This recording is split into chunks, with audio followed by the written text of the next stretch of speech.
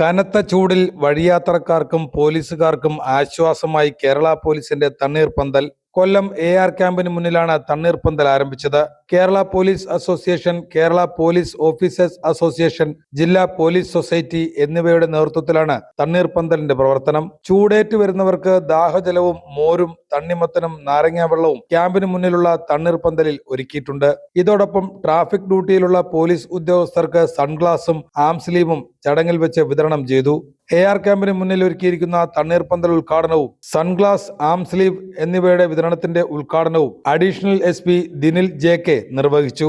Police സൊസൈറ്റിയും കൂടെ സംരംഭമായിട്ട് ചേർന്ന് അവതരിപ്പിക്കുന്ന ഒരു ഗംഭീരമായ ഒരു പ്രോഗ്രാമാണത്.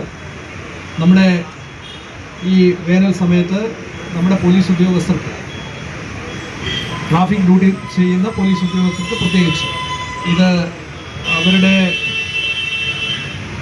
ഈ ഡ്യൂട്ടി ശരിക്കും ട്രാഫിക് പോലീസ് സ്റ്റേഷനിൽ വളരെയധികം സ്ട്രെസ്ഫുള്ളായിട്ടാണ് പോലീസ് ഉദ്യോഗസ്ഥർ ജോലി ചെയ്യുന്നത്.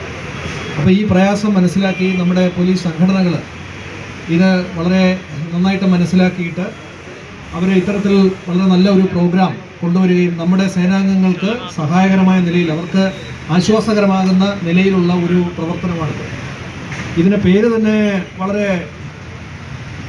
തണ്ണീർപ്പന്തൽ എന്ന് പറഞ്ഞ ഒരു പേര് തന്നെ ഇത് വളരെ അട്രാക്റ്റീവായിട്ട് കണ്ടുപിടിച്ച് ഇത്തരത്തിൽ വളരെ നല്ല രീതിയിൽ ഇതിനെ സംഘടിപ്പിച്ചിട്ടുള്ള പോലീസ് അസോസിയേഷനുകളും അതിൻ്റെ ഭാരവാഹികൾക്കും ഹൃദയത്തിൻ്റെ ഭാഷയിൽ നന്ദി പറയുക. പിന്നെ ഇത് നമ്മുടെ ജില്ലയിൽ ഉടനീളം വളരെ നല്ല രീതിയിൽ ഇതിനെ വ്യാപിപ്പിച്ച് പോലീസ് ഉദ്യോഗസ്ഥർക്ക് ആശ്വാസമാകുന്ന തരത്തിലുള്ള പ്രവർത്തനങ്ങളാണ് അവർ പ്ലാൻ ചെയ്യുന്നതെന്ന് മനസ്സിലാക്കുന്നു.